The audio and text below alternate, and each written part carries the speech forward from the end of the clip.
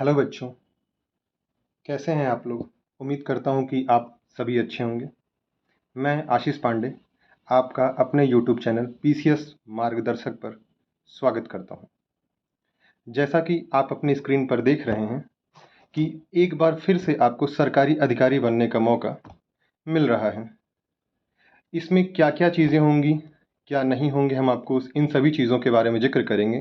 जैसा कि आप अपनी स्क्रीन पर देख रहे हैं, यूपी पीसीएस आरओ एआरओ 2023 का नोटिफिकेशन बहुत जल्द ही यूपी सरकार जारी करने वाली है। आइए हम आगे बढ़ते हैं। ये हमारे चैनल का नाम है पीसीएस मार्गदर्शक। आप इसे लाइक, सब्सक्राइब और शेयर करें। ये देखिए, यहाँ पर योगी सरकार ने सचिवालय सेवा की रिक्त पदों पर नियुक्ति में देरी ना हो, नियुक्ति के लिए बिना विलंब अधियाचन भेजे जाने की बात की है। अर्थात वह योगी सरकार खुद चाहती है कि बहुत जल्द से जल्द इस एग्ज़ाम को क्लियर कराया जाए, इस एग्ज़ाम का नोटिफिकेशन आए, एग्ज़ाम क्लियर हो और बच्चों की नियुक्ति मिले, क्योंकि आगामी आने वाले चुनाव को देखते हुए सरकार इस एग्ज़ाम को जल्द से जल्द क्लियर कराना चाहती है। यहाँ देखिए, यहाँ पर आपके स्क्रीन पर आपको रिक्त पदों की भी जानकारी मिलेगी, क्या कितने रिक्त पद हैं। जैसे समीक्षा अधिकारी को लेकर 1312 पद हैं और समीक्षा अधिकारी को लेकर 717 पद रिक्त हैं और सहायक समीक्षा अधिकारी को लेकर 109 पद रिक्त हैं। अर्थात 450 से लेकर 500 के आसपास की सीट आने की पूरी आसार हैं और यह एक बहुत बड़ी वैकेंसी है जिसके माध्यम से आप अपने जीवन को सुधार सकते हैं। जैसे ही कोई एग्ज़ाम का नोटिफिकेशन आता है तो बच्चा परेशान होने लगता है, एक एस्पिरेंट परेशान होने लगता है ये सोच करके कि एग्ज़ाम कैसे क्लियर किया जाए, कैसे नहीं क्लियर किया जाए। वह परेशान होता रहता है कि क्या पढ़ें, क्या छोड़ें। इन सारी समस्याओं को लेकर के वह काफ़ी परेशान रहता है। अब इन सारी समस्याओं से आपको परेशान होने की ज़रूरत नहीं है, क्योंकि आपका अपना यूट्यूब चैनल पीसीएस मार्गदर्शक आपकी एग्ज़ाम में आने वाली सारी समस्याओं का समाधान देगा, जहाँ पर एक निश्चित समय सीमा में आपका पाठ्यक्रम पूर्ण कराया जाएगा, साथ ही आए हुए पिछले वर्षों के प्रश्नों को हल कराया जाएगा और आने वाले जो प्रश्न होंगे उनके बारे में भी आपसे चर्चा की जाएगी, पेपर सॉल्व कराए जाएंगे, टेस्ट पेपर्स लगवाए जाएंगे, ये सारे काम लगातार किए जाएंगे। यह एग्ज़ाम एक बहुत ही आसानी से आप सफल हो सकते हैं इस एग्ज़ाम में। यदि आप हमारे यूट्यूब चैनल से जुड़ते हैं तो आपको आपकी सफलता तक ले जाने का हर संभव कोशिश हम करेंगे, क्योंकि यहाँ पर हर उस समस्या का समाधान आपको मिलेगा जिससे आप सेलेक्ट हों और आपके सिलेक्शन की सारी बाधाएं समाप्त हो जाएं। आइए अब हम अपनी चर्चा पाठ्यक्रम की ओर ले चलते हैं, पर पाठ्यक्रम की ओर जाने से पहले आइए हम अपनी स्क्रीन की स्क्रॉल करते हैं और आगे देखते हैं कि देखिए, यहाँ पर यूपी पीसीएस आरओ एआरओ 2023 के बारे में बात की गई है। यहाँ पे हम आपको समस्त जानकारियाँ देंगे कि पाठ्यक्रम क्या हो, योग्यता क्या हो, उम्र क्या हो और वेतन क्या हो। और आप सभी को पता है कि एक विद्यार्थी जब पढ़ाई करता है, यानी जब एक एस्पिरेंट तैयारी करना शुरू करता है, तो उसके सामने सबसे बड़ी चुनौती पैसे को लेकर, अर्थात आर्थिक चीज़ों को लेकर के होती है। आर्थिक आधार उसका हमेशा वो आर्थिक आधार को लेकर के हमेशा परेशान रहता है। और यह एक ऐसा एग्ज़ाम है जिसको आप सफल होंगे तो सफल होते ही आपके आर्थिक आधार की समस्या पूर्णतः समाप्त हो जाएगी और अपना आप जीवन व्यवस्थित तरीके से सुचारू रूप से संचालित कर पाएंगे। आइए हम अब देखते हैं कि क्या क्या चीज़ें हैं इसमें। अगर हम वेतन देखते हैं तो सर्वप्रथम देखिए, हमारी स्क्रीन पर आपको यहाँ पर वेतन दिख रहा होगा कि एआरओ का जो वेतन है वह 44,900 से लेकर के 1,42,400 तक, अर्थात 44,900 से स्टार्ट होगा और 1,42,400 तक जाएगा। वहीं एआरओ का पद, इसमें देखिए एआरओ के लिए बोला जा रहा है कि 47,600 से लेकर के 1,51,000 तक आपकी सैलरी होगी। यह एक बहुत बड़ी सैलरी है। इतना ही आपको नहीं मिलेगा, इस सैलरी में आपको और बहुत सारी चीज़ें मिलेंगी, जैसे डीए मिलेगा, 45% ट्रैवलिंग अलाउंस मिलेगा, रूम रेंट मिलेगा और भी सरकार बहुत सारी चीज़ें इसमें ऐड करती हैं। तो इस आधार पे देखा जाए कि आपकी सैलरी कमोबेश 90,000 के आसपास बन जाती है और यह एक ठीक ठाक अमाउंट है अपने जीवन को अच्छी तरीके से जीवन यापन के लिए। मतलब आप एक अच्छा जीवन जी सकते हैं, लाइफ स्टाइल जी सकते हैं और आपके आर्थिक आधार की सारी समस्याएं समाप्त हो जाएंगी। आइए अब आगे हम देखते हैं कि इसमें और क्या क्या चीज़ें हैं। जैसे योग्यता के बारे में बात की गई है कि शैक्षिक योग्यताएं क्या होनी चाहिए। जैसे कि अगर कोई नोटिफिकेशन आता है तो उसके लिए शैक्षिक योग्यताओं की मांग की जाती है। तो यहाँ शैक्षिक योग्यता में जो मांग की जा रही है कि आरओ के लिए स्नातक अर्थात ग्रेजुएशन की मांग की गई है और एआरओ के लिए ग्रेजुएशन प्लस ओ लेवल की मांग की गई है।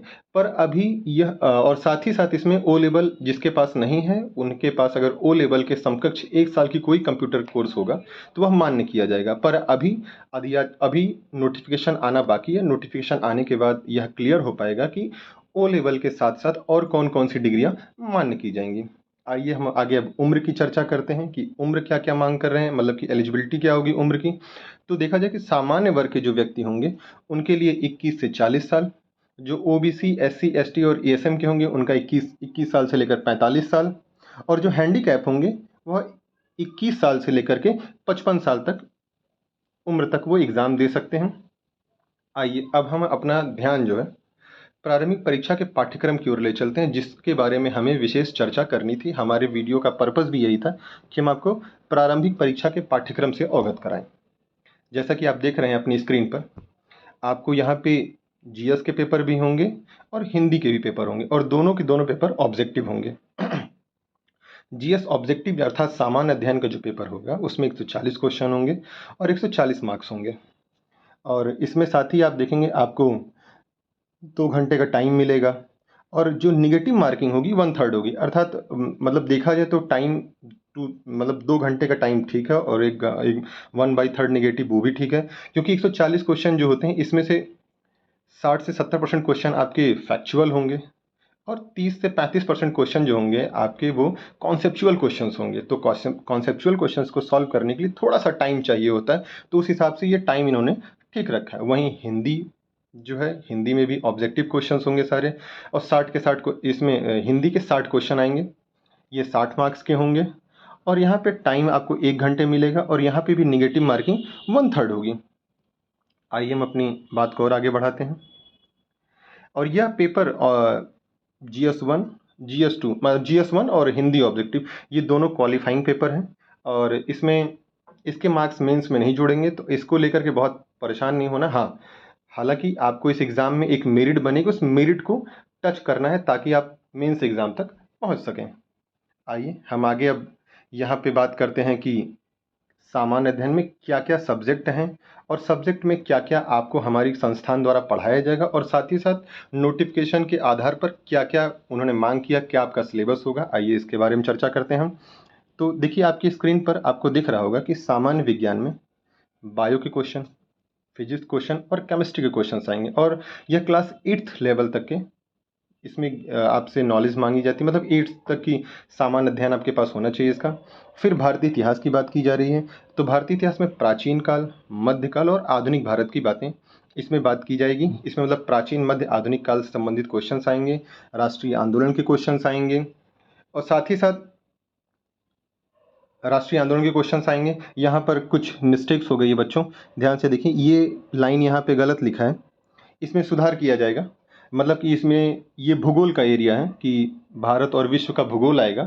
प्राकृतिक संसाधन वहाँ पूछे जाएंगे कि लोहा कहाँ मिलेगा, अर्थात मिनरल्स कहाँ कहाँ, जैसे कि पेट्रोल कहाँ मिलेगा, डीजल कहाँ मिलेंगे, इन सब चीज़ों के क्वेश्चंस आएंगे। और साथ ही साथ आपका आर्ट एंड कल्चर के भी क्वेश्चंस आएंगे, तो आपको आर्ट एंड कल्चर के क्वेश्चंस को भी देखना है। भारतीय राज्य व्यवस्था एवं शासन के क्वेश्चंस आएंगे, और अगर आप देखें तो इसमें भारतीय कृषि, व्यापार और वाणिज्य के क्वेश्चन आएंगे, जनसंख्या वाला क्वेश्चन आएगा, जनसंख्या, पर्यावरण, नगरीकरण आएगा, और साथ ही साथ अंतर्राष्ट्रीय और राष्ट्रीय स्तर पर हो रहे महत्वपूर्ण घटनाक्रमों की चर्चा की जाएगी। इस पर भी क्वेश्चन आएंगे कि कहाँ पर SCO की बैठक हुई या कॉप की बैठक कहाँ पर हुई, इस तरह क्वेश्चंस आएंगे आपके। और इसमें उत्तर प्रदेश विशेष के भी क्वेश्चंस आएंगे। उत्तर प्रदेश विशेष के क्वेश्चंस में यहाँ आपको, यहाँ पे भी बच्चों देखो ये मिस्टेक हो गई, ये लाइन यहाँ पे, ये उत्तर प्रदेश विशेष का एरिया है जिसमें संस्कृति, कृषि, उद्योग, व्यापार और सामाजिक प्रथा से संबंधित क्वेश्चन आएंगे। यह सुधार करके PPT आपको सेंड कर दी जाएगी। और सामान्य बौद्धिक क्षमता के भी क्वेश्चंस आएंगे, जो सामान्य बौद्धिक क्षमता अर्थात कहा जाए कि मैथ और रीजनिंग के क्वेश्चंस होंगे। यह मिला करके 20 से 22 क्वेश्चन होंगे, अर्थात 20 से 22 नंबर के होंगे। यह सभी चीज़ें आपको हमारे YouTube चैनल पर, PCS मार्गदर्शक नामक YouTube चैनल पे आपको सारी चीज़ें अवेलेबल मिलेंगी। आप हमारे चैनल से जुड़ें, चैनल को सब्सक्राइब करें और इसको शेयर करें, लाइक करें, और साथ ही साथ इसको और बच्चों तक और एस्पिरेंट तक फैलाएं ताकि उनका भी अच्छा हो सके एग्ज़ाम में। और हम आपके एग्ज़ाम में आने वाली सभी बाधाओं का समाधान करेंगे ताकि आप अधिक से अधिक जल्दी से जल्दी सेलेक्ट हों और आप अपने जीवन को अच्छे से व्यवस्थित कर सकें। Thank you. जय हिंद, जय भारत।